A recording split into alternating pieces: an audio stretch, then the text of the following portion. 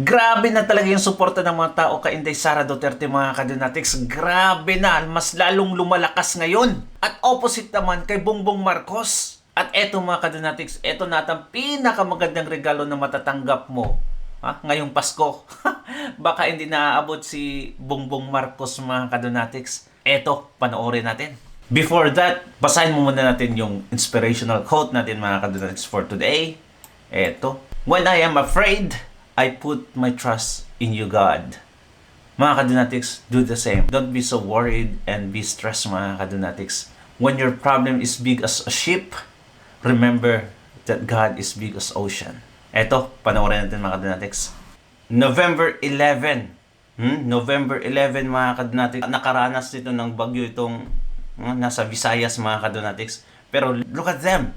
Look at how they approached Inday Sara Duterte, and they were so excited, mga kadonatics. Let's find out.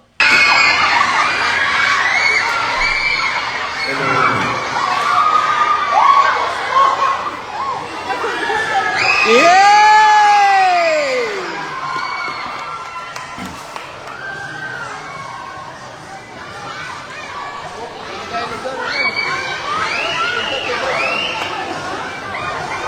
November 11, kahapon lang to. Oh, maganda!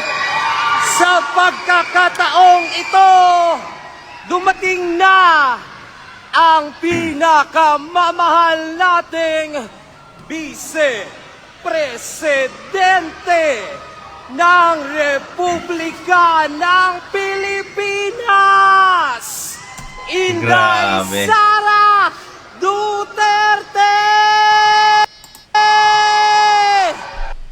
Actually, ang narinig ko, mga kadonatics, presidente lang, walang vice. Hindi ba? Ano that? Duterte! Duterte! Duterte! Duterte!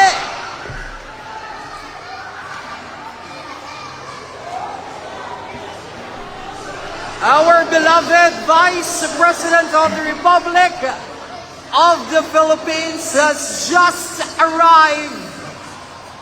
Honorable Inday Sara Duterte! Duterte!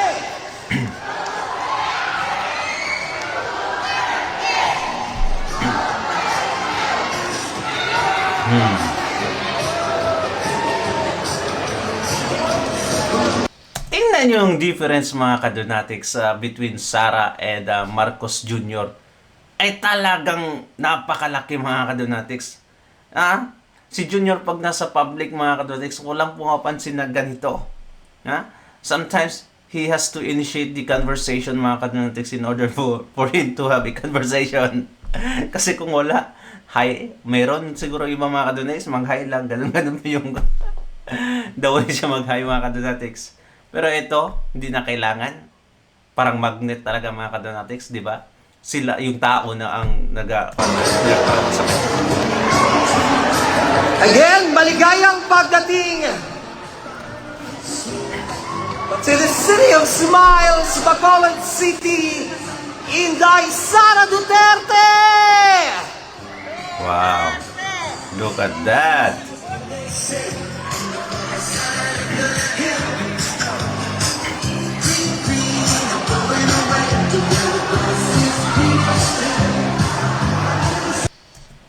Right. Palangga kagid namon Inday Sara Duterte. Maraming salamat po sa pagpunta dito sa City of Smiles para personal na kamustahin ang ating mga kababayan dito nasalanta ng bagyong Juan at Tino. Juan at Tino. So, grabe, mga kadonatics, dalawang bagyo ang experience nila. And look at that. Ganyan ba yung mga nasalantaan ng bagyo? Nasalantaan ng bagyo? Ganyan ba kung umasta, mga kadonatics? Parang hindi lang, no? Parang normal day lang sa kanila, mga kadonatics. Kasi iba ang karisma ni Inday Sara Duterte. Yung tatay, grabe talaga. Ang anak, mga kadonatics, nagmana din. You're probably so sad, mga kadonatics, dahil sa bagyo.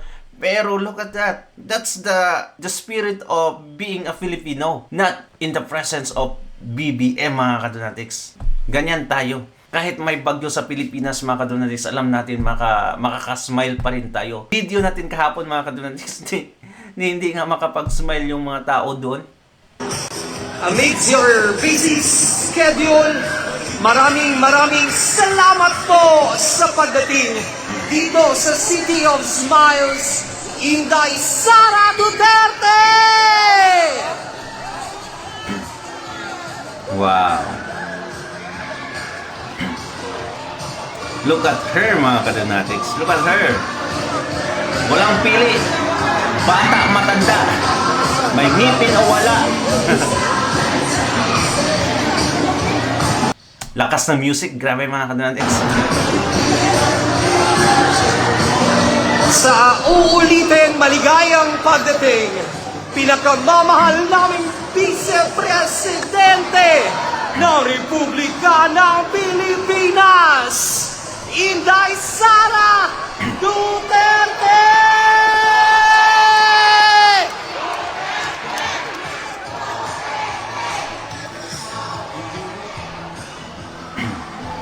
Grabe, no?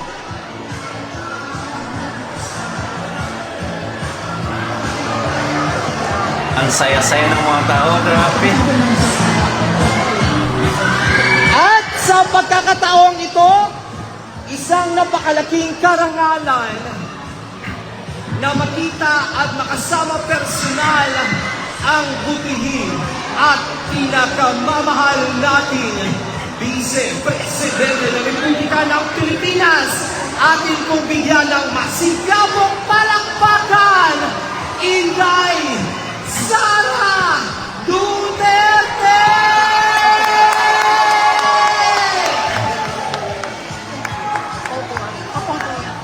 At this point of time, may we request everyone to settle down.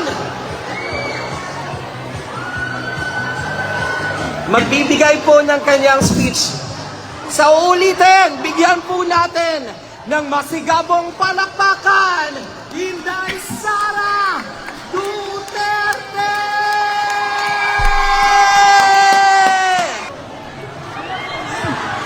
Ayan. Magandang gabi sa inyong lahat.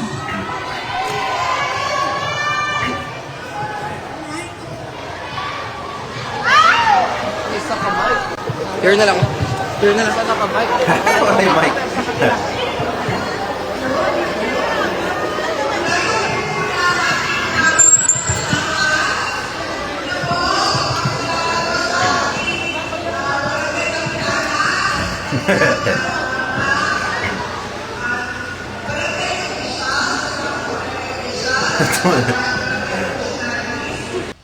Tumayo lang mo sa chair.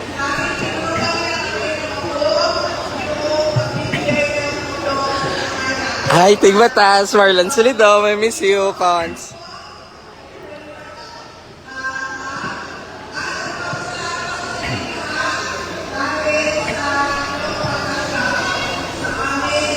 Sikat. Yeah!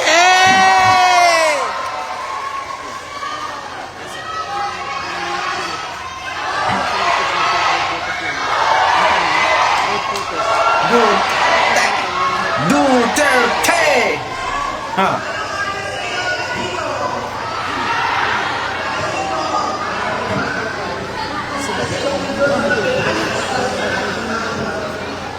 But that. Ano, mic to pa? Honestly, mga kadonatics, she is more president than BBM. Tingnan nyo naman yung karisma niya, mga kadonatics. Ha? Yung hatak niya sa taong bayan. Kakaiba talaga. Dapat, lahat ng mga presidente may ganyang karisma, mga kadonatics. Pero, nagkamali talaga tayo ngayon. Look at him. Dinidisown ng kanyang mga constituent itong si BBM, mga kadonatics. Siguro yung solid na sumusuporta sa kanya, mga kadonatics, yung talaga mga loyalista na lang talaga. Na kahit anong mangyari, kahit anong kamangmangan yung ginagawa ni BBM, ay hindi nakikita. Blind followers talaga sila. Pandagan mo ko.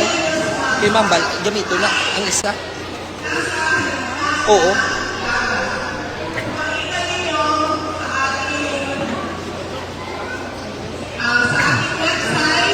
ay nandyan ang Pacific Ocean. Sa ating right side, nandyan ang West Philippine Sea o South China Sea. So,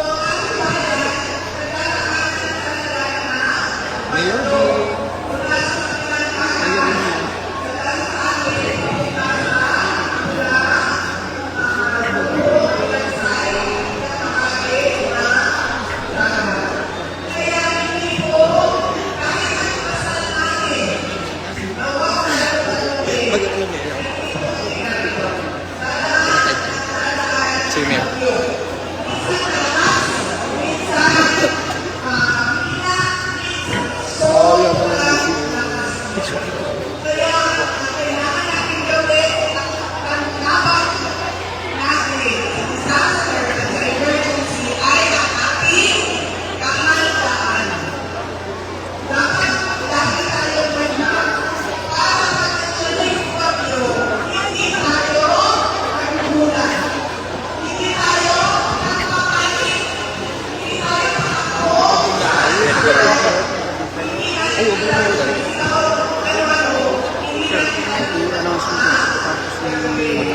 Magla-line up ako.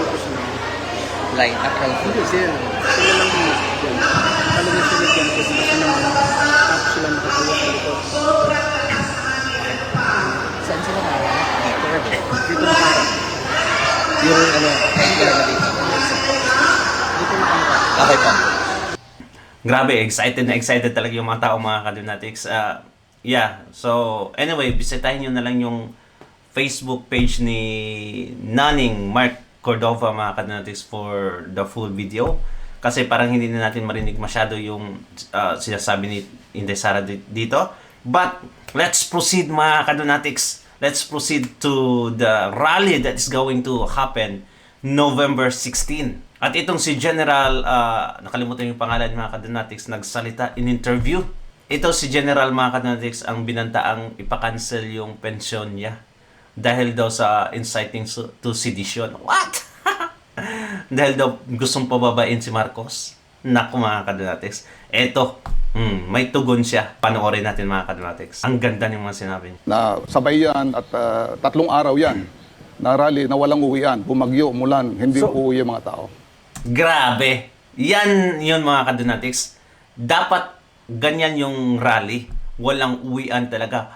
Hanggat, kung pwede nga lang, mga Kadunatics, kung pwede nga lang, hanggang bumaba si Marcos Jr. Pero hindi pwede yan eh.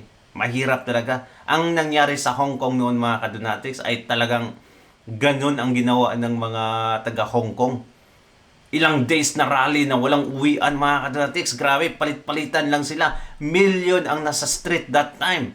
Ay talagang naalarma yung gobyerno ng Hong Kong. Kasi gusto ng China at Hong Kong, mga Kadunatics, mag-extradite. Ipasa yung extradition law na lahat ng mga nagkasala sa Hong Kong dalhin sa mainland China. Ayaw ng mga Hong Kongers noon, mga Kadunatics. Kaya grabe yung rally nila. Anyway, let's go proceed. I just want to state, for you to state for the record, that nothing that I said, Tao. I just want to Na rally na walang uwian, na sabay yan at 3 araw yan na rally na walang uwian, bumagyo, umulan, hindi uuwi yung mga tao. Grabe. I just want to state, for you to state for the record, that nothing that I said, withdrawal support, the assumption of VP Sara, it will be first as president, will not happen during the 3 days. Wala pong ganon. In fact, hindi ho kami nag-uusap ni VP Sara, hindi ho kasama si VP Sara dito. So it's really We never more, talk. Yeah, so it's mga on the ganon. anti-corruption Opo, now. corruption tong, But I mean, these rallies are fundamentally symbolic to show the people's strength. That's correct. That's correct. It's an expression of people's Kung yung anger. mga taong hindi nagagalit sa matinding korupsyon na ito, hindi yan Pilipino. Aren't you satisfied with Tama. what's going? Tama, mga Kadunatics. Yung sabi ko sa inyo, pag hindi kayo magagalit sa nangyayari ngayon, traidor kayo. Sa kanya, sinabi ni General, mga Kadunatics, hindi kayo Filipino kung hindi kayo nagagalit sa mga nangyayari ngayon. Tamang-tama. On right now? I mean, Ombudsman Boying Remulla, na kaibigan ni Romeo Mike, Pukis. talagang he's going heaven and earth to really thresh out all these corruption issues. Unfortunately, no. Kasi Because, mahigit ng 100, wala pang nakukulong eh. Itong gusto ng tao Tama. bayan, pangugutin, pakikulong eh. Wala pang parang... Wala pa ngang, di ba? Lumalabas parang kulang. it's the same impatience that you feel are the same impatience Yes, that we correct. also feel. No? Yes. Kaya talagang, kaya nga yung chant, ikulong na yung mga korap. Correct. Wala pang napapanagot eh. Yun ang panawagan ng taong bayan. Unfortunately, the legal process is just too protracted. Yeah, but the power of the presidency is so, talagang gusto nilang, magagawa yan eh. Alam mo, Sek, pinag-usapan nga namin yesterday ni Atty. Christian. Sabi ko, ano ba yung short of really filing a case para mabilis na on 2 points, yung travel at saka yung pera. Okay. Sabi ni Atty. Trixie, hindi, yung travel madali kasi yung cancellation of visa, madaling pagawa yan sa mga Right. ibang bansa. Pero sabi ko, paano yung pera, di ba? I mean, as we go on na matagal, paano yung nawawalang pondo na pondo ng bansa? Yun, Sec Edwin, isa siguro sa mga bagay, siguro, again, with not being partisan, lahat ng mga abogadong may sinserong pananaw dyan, how can we help the government? Right, Kung that's ito man yung talaga, maipit. Tapos, ako personally, may pananaw ako, like General Pokis, na medyo yung investigation, may script. Meron lang, Meron lang designated na... designated. So he has to prove himself, no? Si Ombudsman Remulla has to prove na hindi totoo yung mga ganyan. Kailangan talagang... This is also a concern, eh. That's right. Oo. It's also a concern. Well, anyway, mga kadonatics, di ba? Ay talagang ilang months na mga kadonatics, 6 months na ata, na wala pang nakukulong. Ang ngayon, mga kadonatics, yung DPW at Secretary na si Bunoan, ha? Siya talaga yung nasa DPWH nung naganap yung korupsyon talaga, mga kadonatics. Ngayon, lumabas na ng bansa. Wala man lang whole departure order, mga kadonatics. What the heck? Di ba? Grabe talaga, mga kadonatics. Wala man lang ginawa itong si BBM. Mismo sa baluarte ni mga kadonatics naganap yung korupsyon. Pero nakalabas ng bansa. Yung rason? Ha? Magpapa-hospital daw yung asawa niya sa Amerika. What? Grabe talaga, mga kadonatics. Grabe yung rason, 'di ba? And for sure, mga kadonatics, hindi na yun babalik sa Pilipinas. Magkikita yun sila ni Zaldico doon. Maraming salamat. I hope that on the November 16, it's going to be a peaceful yes.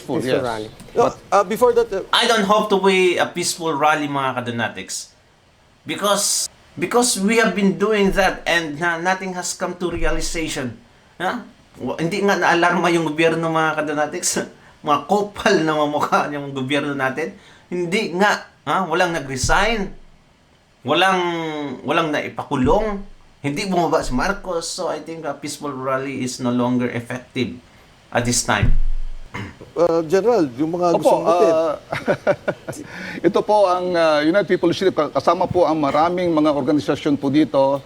Hindi lamang po yung Iglesia ni Cristo, hindi lamang po yung KOJC, OJL. Marami po ang mga civil society groups, mga Muslim and Christian organizations, lay organizations, yung mga kabataan, yung mga manggagawa, lahat po ay kasama natin. So, yung mga Patay ka, kababayan po Marcos natin, at ako'y nananawagan, samahan nyo kami sa EDSA. Welcome lahat. Welcome po lahat General, ng may sektor. kapanggap. Opo. Mag-iimbita ka ulit. Kaya ulitin mo yan.